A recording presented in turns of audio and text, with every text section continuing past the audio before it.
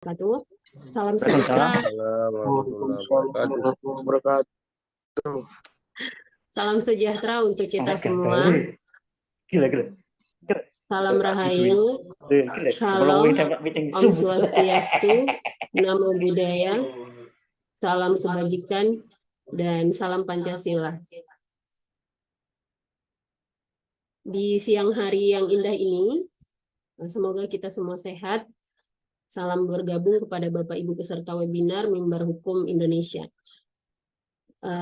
Dan alhamdulillah telah bergabung di Zoom bersama kita 3 narasumber inti pada acara siang hari ini, diantaranya Bapak Prof. Dr. Yahya Ahmad Zain, SHMH, kemudian Bapak Dr. Taufik Firmanto, SHLLM, dan Bapak Dr. Lukman Santoso, MH, selaku narasumber pada hari ini. Selamat bertugas juga kami sampaikan kepada rekan-rekan panitia. Semoga acara ini dapat berjalan dengan lancar hingga akhir.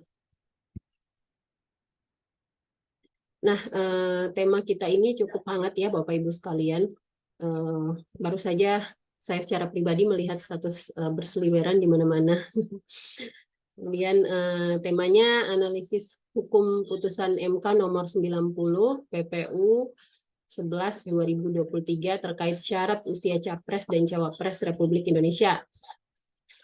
Adapun susunan acara kita pada hari ini adalah yang pertama pembukaan, yang kedua menyanyikan lagu Indonesia Raya, yang ketiga penyampaian materi oleh narasumber, yang keempat sesi tanya jawab, yang kelima penutup.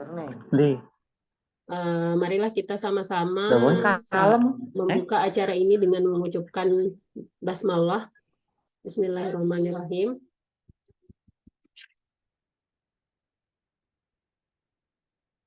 Jadi acara kedua yakni menyanyikan lagu Indonesia Raya.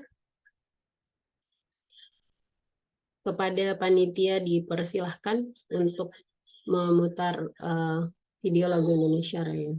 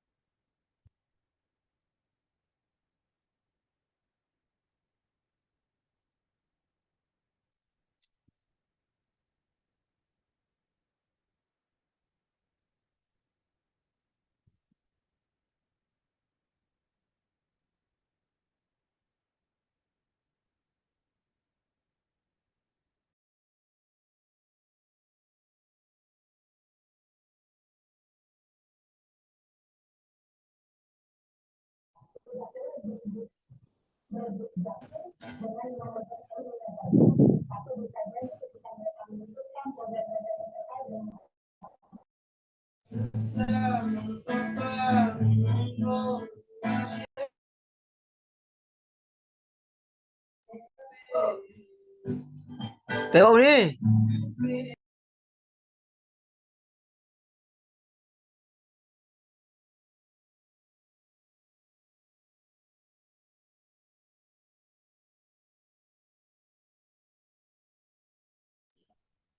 Oke, karena beberapa kendala teknis, maka kita lewatkan ya untuk lagu Indonesia Raya. Selanjutnya untuk acara foto bersama kita akan melakukan sesi foto bersama via Zoom. Dipersilahkan kepada para peserta untuk menyalakan kamera.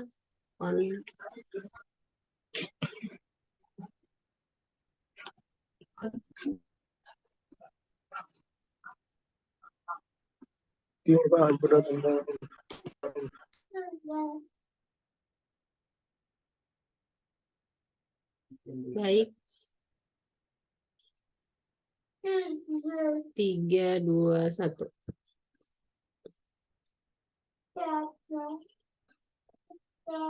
Tiga, dua, satu.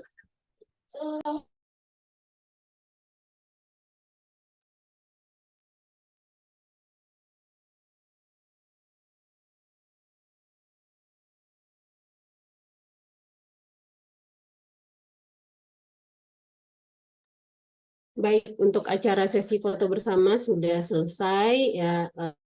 Selanjutnya kita akan langsung masuk ke acara inti, yakni penyampaian materi yang akan dipandu oleh rekan moderator.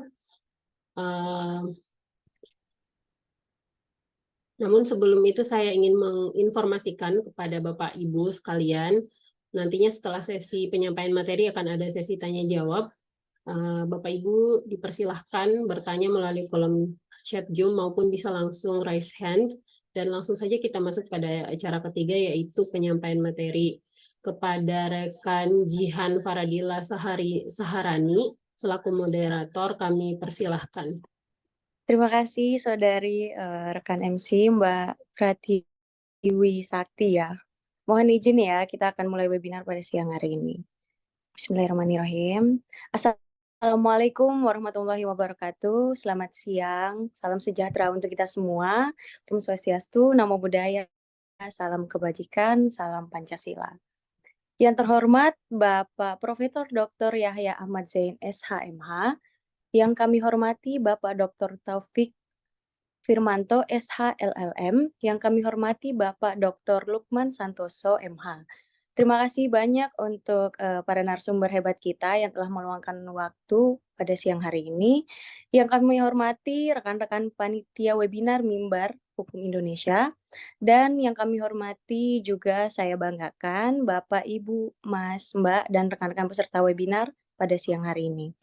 Sebelum itu izinkan saya Jihan Faradila Saharani selaku moderator dalam webinar hari ini.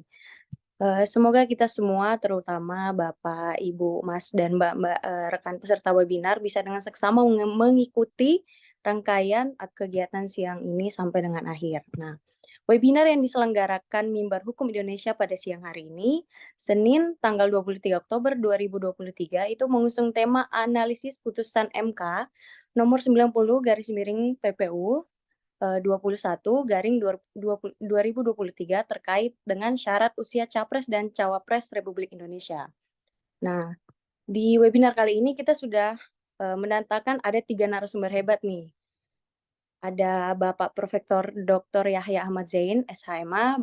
Saat ini beliau berprofesi sebagai akademisi dan dekan Fakultas Hukum Universitas Borneo Tarakan. Terus narasumber yang kedua itu ada Bapak Dr. Taufik Firmanto, SHLM, LLM. Beliau ini juga berprofesi sebagai akademisi dan dekan Fakultas Hukum Universitas Muhammadiyah Bima. Dan narasumber kita yang terakhir itu ada Bapak Dr. Lukman Santoso, MH. Beliau juga berprofesi sebagai akademisi dan pakar hukum tata negara Institut Agama Islam Negeri Ponorogo. Nah, guna mempersingkat waktu, rekan-rekan sekalian, kita langsung masuk pada acara inti yang telah kita tunggu-tunggu, yaitu pemaparan materi yang akan dipaparkan oleh para narasumber hebat kita. Nah, alokasi waktu paparannya itu maksimal 30 menit. Oke, langsung saja kepada narasumber yang pertama, kepada Bapak Profesor Dr. Yahya Ahmad Zain. Waktu dan layar sepenuhnya disilahkan. Pada Bapak Profesor Dr. Yahya Ahmad Zain. Terima kasih. Assalamualaikum warahmatullahi wabarakatuh. Selamat siang, salam sejahtera untuk semua.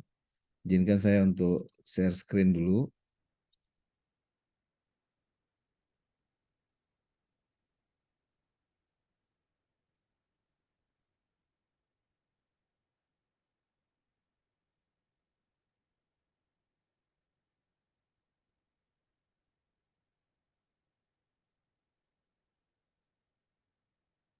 Nah,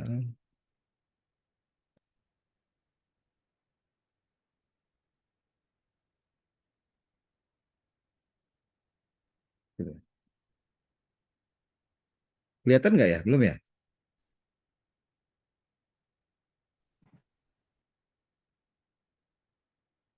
Belum.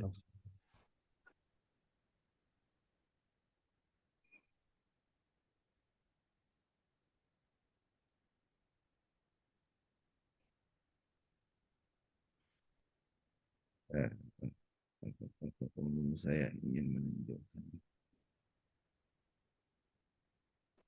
Maaf Pak, itu belum terlihat.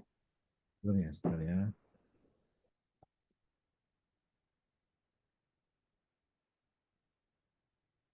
Sama sekali nggak ada yang kelihatan. Maaf Prof, belum kelihatan untuk PPT-nya. Belum, Prof. Ya. Udah kelihatan? Terlihat ya? Sudah Prof. Iya, Baik. sudah. Rekan-rekan sekalian yang hadir secara daring pada hari ini, saya kira kita akan bicara tema yang memang lagi ramai dibicarakan. Ada beberapa catatan penting saya kira pada saat kita bicara soal bagaimana sebenarnya putusan MK 90 2023 kemarin. Nah, saya ingin mulai dari apa sebenarnya isi putusan itu dan bagaimana permohonannya. Ini saya kira terlihat, rekan-rekan sekalian, kalau dilihat, saya mulai dari putusan ini, nanti baru kita berikutnya bicara soal isu-isu krusial dari putusan ini. Kalau kita lihat dari isi putusan yang di sebelah kiri saya, mungkin sebelah kanan Anda, dan di sebelah kanan amar putusan, di sini kita bisa melihat memang yang selama ini dibicarakan orang bahwa ada perbedaan antara isi permohonan dengan apa yang menjadi amar putusan, itu terlihat dengan tegas. Di isi permohonan itu jelas disebutkan bahwa sepanjang tidak mengikat dengan atau berpengalaman sebagai kepala daerah, baik di tingkat provinsi maupun kabupaten kota. Jadi di sini kita tidak melihat kata-kata pernah atau sedang menduduki jabatan yang dipilih melalui pemilihan umum, termasuk pemilihan kepala daerah. Jadi rekan-rekan sekalian, disinilah kemudian dari secara umum, karena nanti tidak mungkin kita bicara satu persatu dari isi putusan ini, nanti akan saya tunjukkan saja beberapa item pentingnya. Nah, dari sinilah kemudian paling tidak kalau saya melihat ada kurang lebih ada 6 problem terkait dengan putusan MK yang memang banyak memunculkan kontroversial ini. Problem yang pertama adalah saya kira MK dalam konteks telah memutuskan perkara ini dan kemudian mengabulkan sebagian itu keluar dari konteks check and balances. Karena kita selalu beranggapan bahwa MK itu mampu menjadi salah satu penyeimbang kalau kemudian dibutuhkan menghadapi persoalan-persoalan yang memang sangat praktis politis gitu.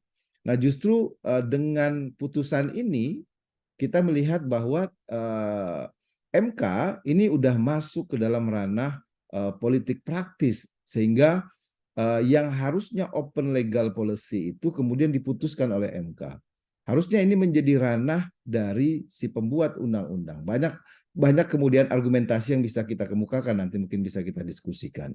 Kemudian yang kedua, kita juga melihat dari putusan ini, kalau kita baca kemudian tadi intinya adalah ada penerimaan sebagian yang kalau kita compare dengan beberapa keputusan sebelumnya, 3 keputusan sebelumnya, rekan-rekan sekalian, ini tentu saja akan menimbulkan pertanyaan-pertanyaan yang paling pokok saya kira.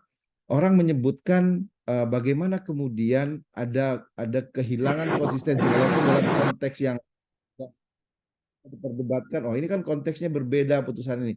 Tapi sebenarnya kalau kita baca seluruh putusan itu ada alur pikir yang mendadak berubah.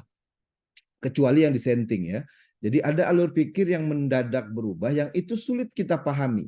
Sulit kita pahami bahwa ya putusan ini betul-betul hasil dari proses menjaga MK sebagai the guardian constitution itu, sebagai penjaga konstitusi. Karena ada beberapa perubahan pola pikir yang mendadak yang awalnya jadi diterima gitu. Jadi yang inkonstitusional kemudian menjadi konstitusional. Ini saya kira menjadi problem penting.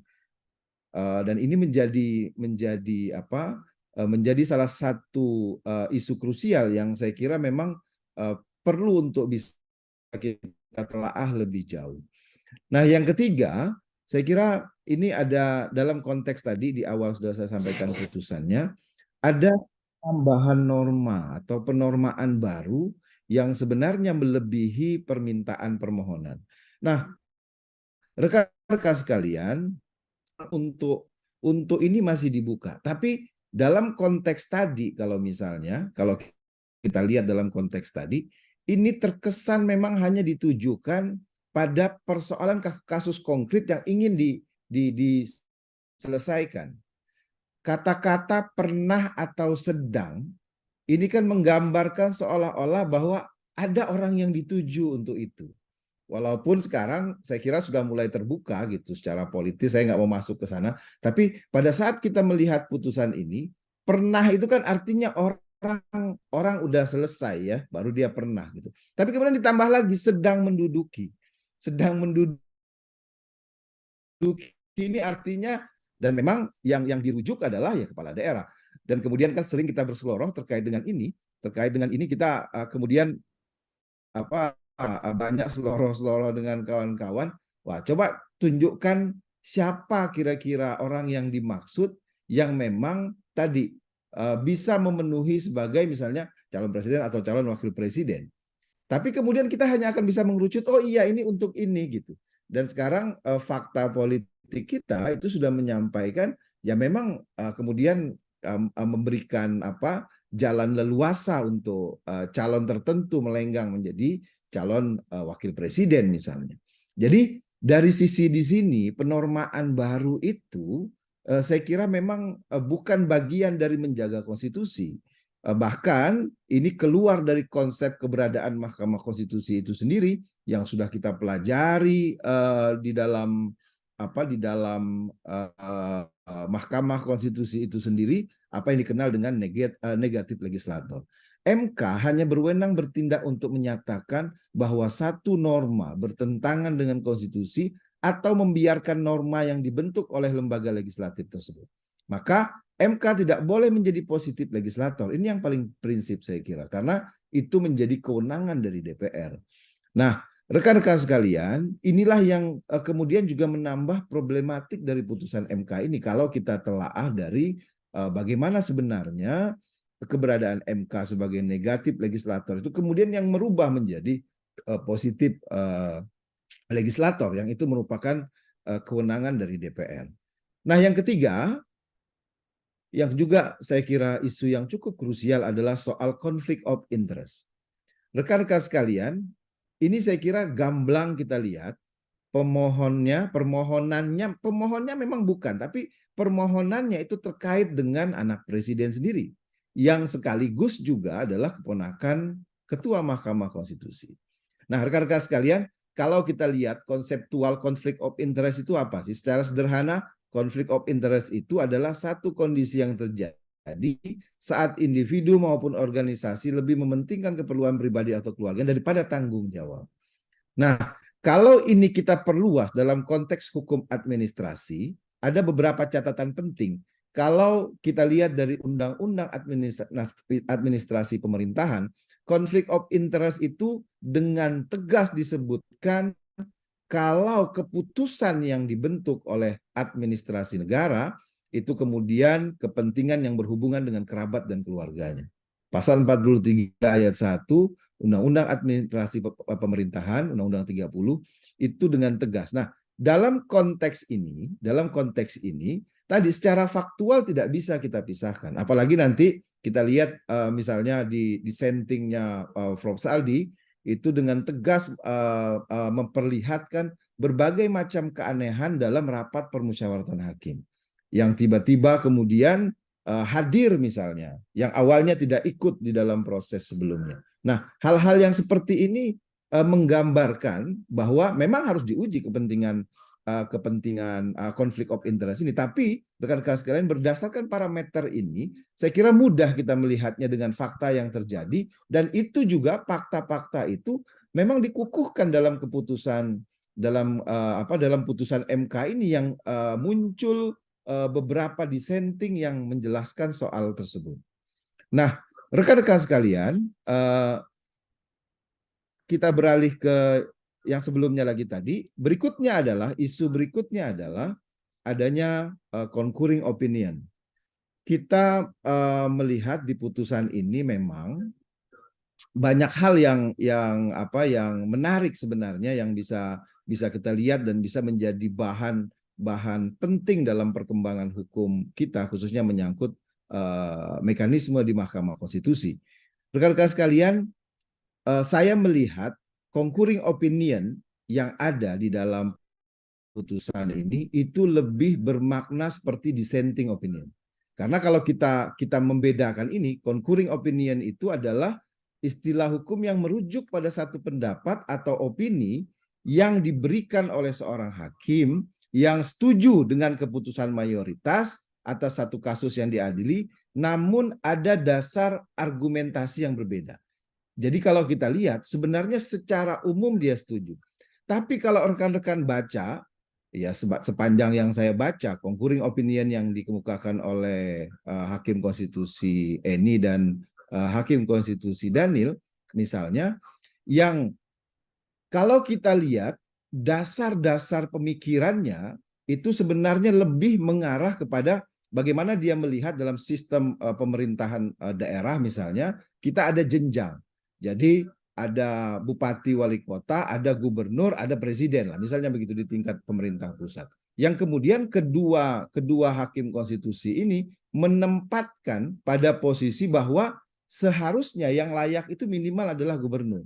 Karena asumsinya kalau dia sudah mematang, makanya kalau kita lihat dari sisi usia kan 25-30 misalnya. Jadi kalau dia ada sudah ada di posisi yang di kabupaten kota, dia sudah selesai kemudian dia bergerak ke gubernur atau dia sudah langsung gubernur, maka dia diharapkan akan lebih memiliki bekal yang baik untuk bisa menjadi calon presiden.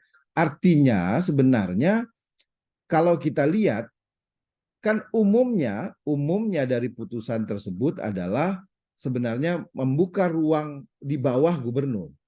Nah, tapi kalau dilihat dari dua concurring ini ya sesungguhnya apa yang menjadi dasar pertimbangan, walaupun ditegaskan bahwa secara umum setuju dengan pola yang disepakati, tapi sebenarnya isinya adalah berbeda.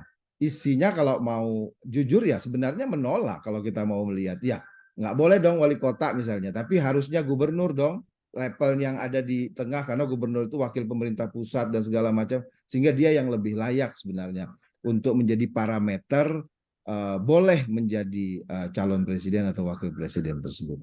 Maka saya melihat ini juga menjadi problematik yang walaupun dalam perkembangan sekarang bahkan kalau kita lihat bahasanya Prof. Yusril kalau tidak salah, wah ini ada penyelidikan hukum di sana misalnya.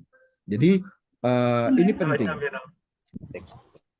Berikutnya yang isu berikutnya adalah saya kira ini sangat terkait juga dengan dissenting opinion. Kalau kita baca rekan-rekan sekalian putusan MK ini memang dissenting opinionnya itu luar biasa. Kalau kita lihat dari sisi konsep, sebenarnya kan dissenting opinion itu ya tidak setuju dengan dasar yang berbeda. Sehingga kita bisa menjadikan itu dasar perdebatan untuk perkembangan di masa-masa yang akan datang. Nah, kalau kita lihat dissenting opinion yang ada, itu justru sebenarnya, itu justru sebenarnya banyak hal yang menggambarkan problem di dalam hakim mengambil keputusan tersebut. Contoh, ini saya ambil misalnya dissenting-nya Prof. Wahiduddin Adam, Hakim Konstitusi Wahiduddin Adam. Di ujungnya ada hal yang menarik sebenarnya. Misalnya, ini beliau mengatakan begini, menimbang bahwa kasus bermakna atau berpengalaman sebagai kepala daerah baik di tingkat provinsi maupun kabupaten kota, sebagaimana pula jika mahkamah menentukan batas usia akan sangat kesulitan atau bahkan tidak mampu memberikan argumentasi dan justifikasi yang baik berdasarkan penalaran yang wajar. Sebab itu tetap menyisakan persoalan mengapa hanya kepala daerah sehingga mahkamah dan seterusnya ini dan seterusnya. Tapi yang paling pokok yang saya lihat adalah ini. Catatan yang saya tebalkan. Hal ini sangat potensial dapat aktivasi sebagai sebuah keuntungan yang dibuat secara sengaja, privilege yang pada akhirnya akan menjadi buah kepastian hukum yang tidak adil, buah kepastian hukum yang tidak adil sehingga bertentangan dengan pasal 28D dan seterusnya. Jadi Hakim Konstitusi Wahiduddin Adam juga dengan tegas mengemukakan di dalam dissentingnya bahwa ya ini akan berpotensi untuk memberikan privilege, dan ternyata pada hari ini sudah terbukti dengan misalnya diajukan sebagai calon wakil presiden. Nah, yang lebih menarik adalah kalau kita lihat dissentingnya Prof. Saldi. Dissenting ini tidak biasa kan sekalian. Tadi saya bilang makna dissenting itu harusnya memang ada pendapat hukum secara substantif yang berbeda sehingga tidak setuju, dan itu bisa menjadi bahan kita untuk berikutnya. Tapi yang menarik dari dissenting ini diawali, jadi Hakim Konstitusi Saldi saya kira sudah mengawalinya dengan sesuatu yang ya sepertinya dari sisi proses itu menggambarkan bagaimana proses ada proses yang tidak pas, ada proses yang tidak sesuai dengan prinsip-prinsip dasar. Prof. Saldi mengatakan, baru kali ini saya mengalami peristiwa aneh yang luar biasa. Dan ini ada dalam putusan. Dan itu tidak berhenti sampai di situ. Beliau katakan lagi, dapat dikatakan jauh dari batas nalar yang wajar. Nah, rekan-rekan sekalian, tadi yang saya bilang, ada problematik dalam hal perubahan pandangan yang melompat. Nah, ternyata itu terkonfirmasi dengan apa yang menjadi salah satu dissenting Prof. Saldi. Bagaimana putusan sebelumnya itu dengan tegas, tapi kemudian berubah seketika itu. Artinya apa? Ya sebagai publik kita melihat putusan ini berarti ada problem dilematis di sana yang memang jangan-jangan hukum tidak lagi menjadi panglima. Syukur-syukur menjadi satpam kata kawan-kawan. Tapi dia sudah menjadi ya tadi hukum hanya menjadi justifikasi untuk kepentingan-kepentingan tertentu misalnya. Dan itu juga secara tegas disampaikan Prof. Saldi di dissentingnya. Beliau mengatakan sayangnya hal yang sederhana, ini maksudnya proses berpikir dan seterusnya, yang jelas bersifat open legal policy, justru diambil alih menjadi beban politik. Mahkamah memutuskan untuk jika pendekatan ini dilakukan, maka saya akan sangat-sangat cemas dan khawatir mahkamah justru sedang menjebak dirinya sendiri dalam pusaran politik untuk memutus berbagai politik question. Jadi ini tadi yang saya katakan check and balances itu penting sehingga dia menjadi penyeimbang, bukan menjadi salah satu instrumen untuk menjawab political question, menjawab pertanyaan-pertanyaan politik, menjawab pertanyaan-pertanyaan kasus konkret yang memang ya ternyata faktanya hari ini kita lihat akibat dari putusan ini ya memang memuluskan Gibran misalnya untuk bisa maju sebagai wakil presiden diusung oleh partai-partai politik. Nah, rekan-rekan sekalian, yang menarik juga dari dissenting ini pertanyaan pokok untuk kita semua, yang saya kira pertanyaan yang tidak biasa diberikan oleh seorang hakim konstitusi di dalam putusannya, itu apa? Quo vadis Mahkamah Konstitusi dengan tanda tanya. Nah, ini yang saya kira menjadi beban bangsa ini untuk bisa melihat ini. Persoalan politiknya urusan lain, tapi persoalan hukumnya yang bisa kita telaah dari putusan ini menjadi luar biasa. Bagaimana kekuatan politik itu lebih dominan dari kekuatan hukum itu sendiri. Bahkan kalau kita mau melihat Hakim Konstitusi Arief Hidayat justru jauh lebih tegas dalam dissentingnya untuk melihat bahwa ada ada intervensi-intervensi, dan beliau mengatakan begini, perlu saya sampaikan karena hal ini mengusik hati nurani saya sebagai seorang hakim yang harus menunjukkan sikap penuh integritas, independen dan imparsial, serta bebas dari intervensi politik manapun yang hanya berorientasi pada kepentingan bangsa dan negara yang berdasarkan ideologi Pancasila. Berikut keganjilan dan keanehan yang saya rasakan. Ini dalam putusan rekan-rekan sekalian.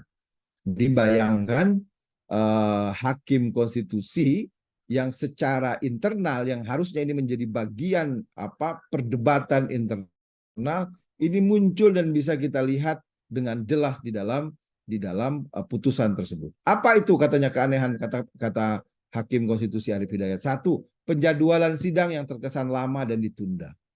Ini bukan analisis kita dari luar, tapi orang yang di dalam yang langsung memang menyaksikan itu.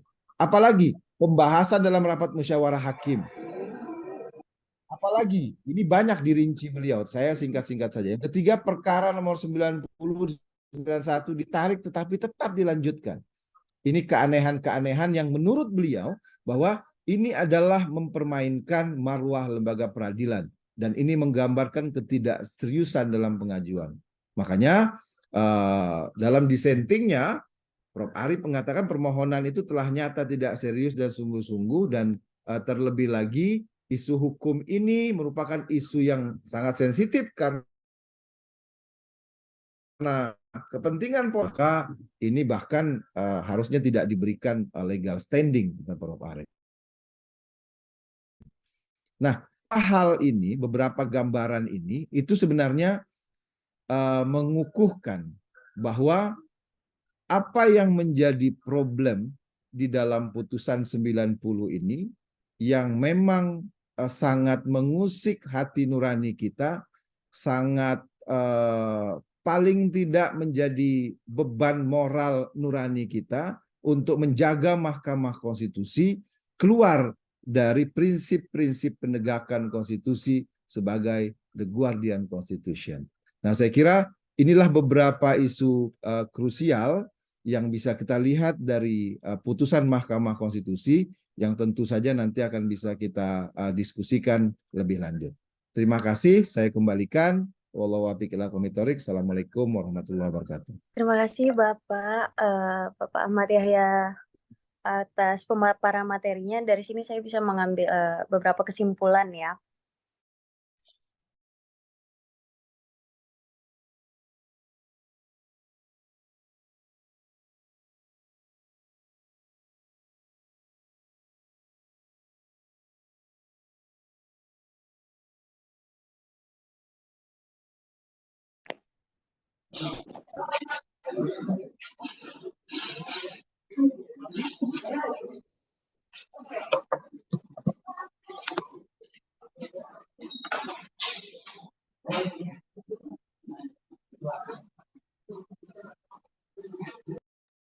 Izin suara moderatornya nggak ada.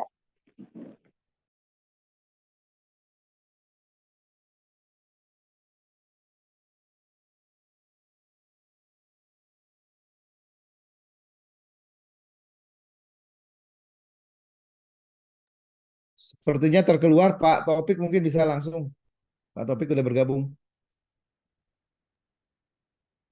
Siap, Prof. Izin, Prof.